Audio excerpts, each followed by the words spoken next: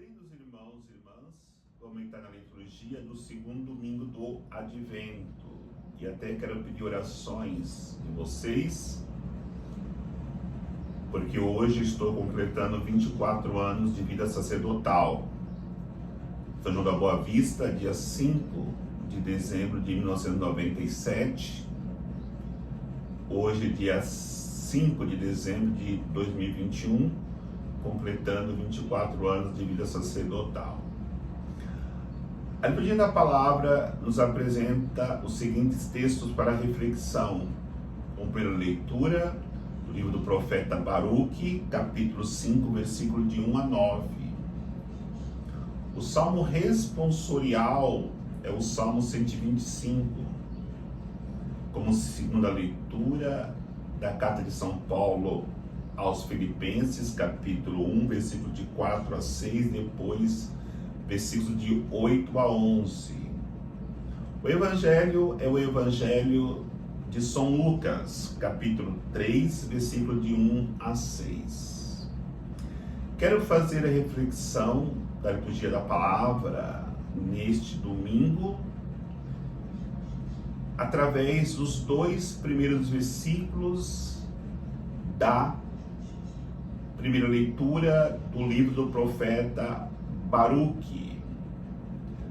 Ali nos é apresentadas três realidades que precisamos refleti-las. A primeira realidade é quando o profeta diz: tira Jerusalém a veste de tristeza e aflição.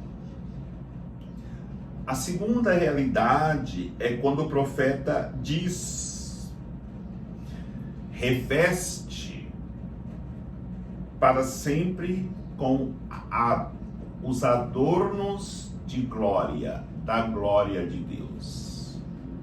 E a terceira frase é: revesti-vos com o manto da justiça. Durante a história da salvação, o povo de Deus foi se revestindo com vestes de tristeza e aflição. Celebrar o tempo do Advento é celebrar exatamente isso: tirar tudo aquilo que na nossa caminhada nós fomos adquirindo e nos leva a uma realidade de afastamento de Deus.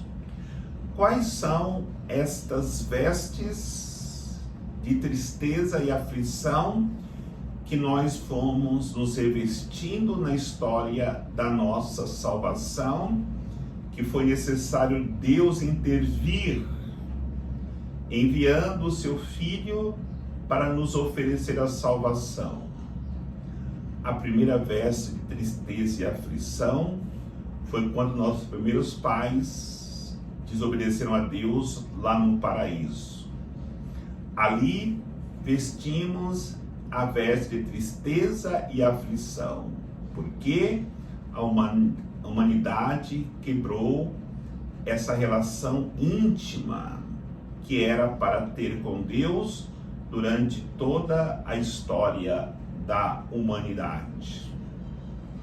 A segunda veste de tristeza e aflição que o povo de Deus vestiu foi no momento que os irmãos de José venderam ele para os madianitas e depois foi vendido para o faraó do Egito.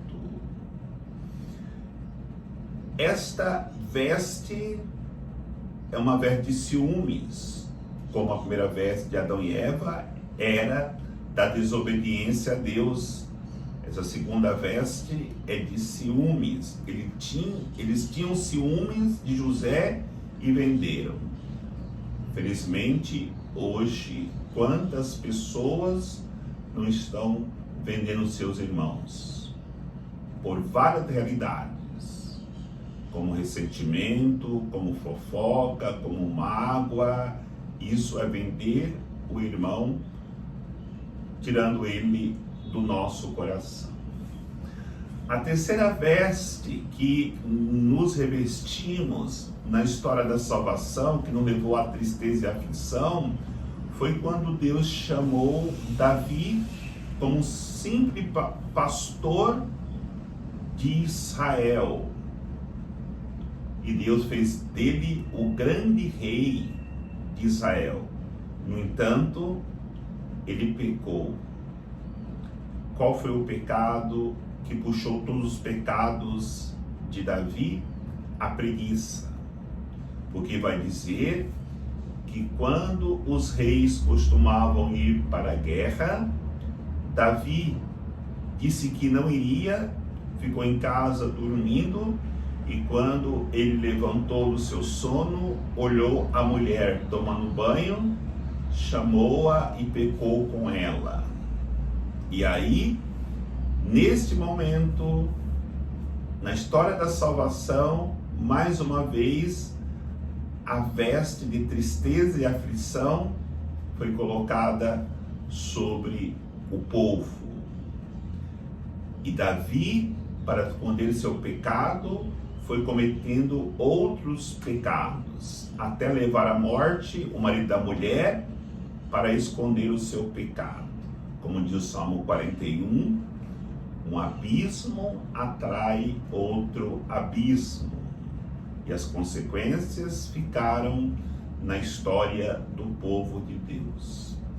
E a quarta veste da aflição que foi vestida foi no momento que Deus envia o seu próprio Filho, e nós estamos preparando para celebrarmos esse evento, primeiro com o Advento, e depois celebraremos o grande dia do nascimento de Jesus, Natal do Senhor.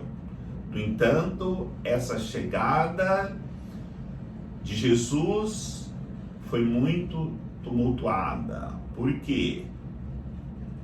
Herodes, com medo de perder o seu reinado, perseguiu Jesus e mandou matar as criancinhas. E aí está também o pecado, a veste de tristeza e aflição que a humanidade vestiu, da inveja. Então, essas quatro vestes que foram vestidas na história da salvação, com o advento de Cristo, precisamos tirá-las. A veste da desobediência, a veste dos ciúmes, a veste da preguiça e a veste da inveja, do medo de perder o poder. E aí nós somos chamados, já na segunda frase, para nós colocarmos os adornos de glória. Onde nós encontramos esses adornos? Em Jesus Cristo.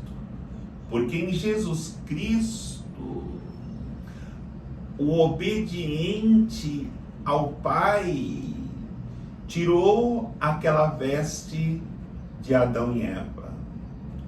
Em Jesus Cristo, aquele também que não só se deixou vender pelos seus irmãos, mas deu a vida pelos seus irmãos, tirou aquela veste de ciúmes que as tribos de Israel, que os irmãos de José colocaram sobre ele, que o levou a um profundo sofrimento pelo pecado cometido. E a veste do pecado de Davi, que começou na preguiça, e a preguiça é a mãe de todos os pecados, levou Jesus a se tornar servo, obediente, e como servo, desde do momento que ele nasce na manjedoura de Belém, até o último suspiro na cruz, ele trabalhou incansavelmente como servo para tirar essas vestes que nos oprimem e nos impossibilita de nos aproximarmos de Deus. E também nós somos chamados a colocarmos adornos de glória, porque no momento que Herodes, depois os fariseus, todos aqueles que eram inimigos de Jesus, o perseguiram e o levaram à morte, Jesus ressuscitou glorioso e oferece para todos nós esta veste, este adorno de glória. Basta nós nos aproximarmos dele.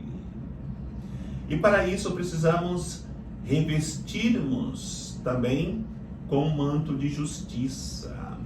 O Evangelho fala desta justiça no momento que diz que todos os vales deverão ser aterrados, que todas as montanhas devem ser niveladas, que os caminhos tortuosos devem ser aplainados. O que ele quer dizer com isso?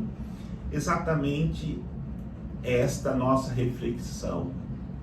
No momento que nós tirarmos as vestes de tristeza e aflição, no momento que nós deixarmos nos revestirmos com os adornos de glória, não haverá diferença entre as pessoas. Todas serão iguais, porque todas experimentarão a graça de Deus. Por que a diferença entre os seres humanos? Porque há orgulho, porque há vaidade, porque há ciúme, porque as pessoas não se valorizam. E aí, enquanto umas se acham melhores do que as outras porque tem riquezas, e a outra, por não ter nada, se coloca em uma realidade de inferioridade, enquanto umas buscam a comunhão com Deus e as outras buscam o pecado, há uma diferença profunda. Então precisamos nivelar, deixar todos no mesmo nível. Isso acontecerá no momento que nós abrirmos o nosso coração para Deus na pessoa de Jesus Cristo. E quais são estes mantos de justiça? O primeiro manto de justiça que temos que vestir é o manto do nosso batismo, porque o batismo nos devolve a graça da filiação divina.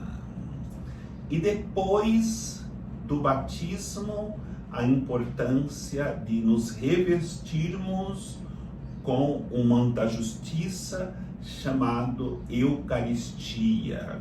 A Eucaristia nos leva a uma plena comunhão, uma intimidade profunda com Deus. E depois nos revestimos ainda com o manto da justiça do sacramento do crisma, porque o crisma nos leva a termos maturidade cristã para não mais voltarmos àqueles mantos, aquelas vestes que fizeram tanto mal para a humanidade. E na minha maturidade cristã, com esse manto de justiça, eu irei suportar as dificuldades da vida, as lutas da vida, e trilharei assim o caminho da santidade. Mas Deus sabe de que barro nós somos feitos.